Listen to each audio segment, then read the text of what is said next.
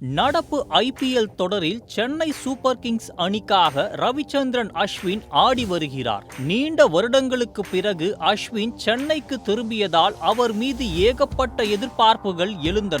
இதனால்தான் 9,75,00,000 என்னும் பெரும் தொகைக்கு அஸ்வினை சென்னை ஏலத்தில் எடுத்தது. ஆனால் பவுலிங்கில் அவர் பெரிதாக தாக்கம் ஏற்படுத்தவில்லை. இந்த நிலையில் அஸ்வின் யூடியூப் சேனலில் இனி சிஎஸ்கே குறித்த வீடியோக்கள் வராது என்று அதன் அட்மின் அறிவித்துள்ளார்.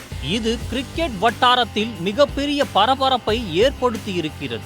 அஸ்வின் யூடியூப் சேனலில் தி ஸ்மால் கவுன்சில் என்னும் பெயரில் ஐபிஎல் தொடர்பான விவாதங்கள் நடைபெற்று வருகின்றன. ராஜஸ்தான் அணியுடனான தோல்விக்கு பிறகு நடந்த விவாதத்தில் சென்னை அணியின் மீது கடும் விமர்சனங்கள் வைக்கப்பட்டன. சென்னை அணிக்காக ஆடிக்கொண்டே அஸ்வின் இவ்வாறு செய்தது பெரும் சர்ச்சையை ஏற்படுத்தியது. இதையடுத்து அந்த வீடியோ சேனலில் இருந்து நீக்கப்பட்டது. சேனலில் பேசும் பீடாக் மற்றும் வித்யுத் சிவராமகிருஷ்ணன் இருவரும் சென்னையை மோசமாக விமர்சனம் செய்தனர்.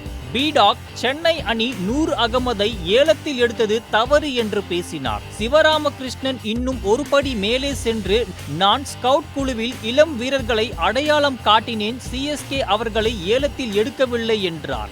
மேற்கண்ட இருவரின் பேச்சும் ரசிகர்கள் மத்தியில் கோபத்தை ஏற்படுத்தியுள்ளது. இதில் கடுப்பான ரசிகர்கள் சென்னை அணி சொந்த காசுல சூனியம் வச்சிட்டாங்க என்று தங்களது ஆதங்கத்தை வெளிப்படுத்தி வருகின்றனர்.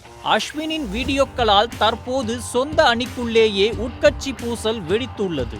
இதனால் வரும் போட்டிகளில் சென்னை அணி அஸ்வினை பெஞ்சில் அமர வைத்தாலும் ஆச்சரியப்படுத்துவதற்கு எதுவும் இல்லை.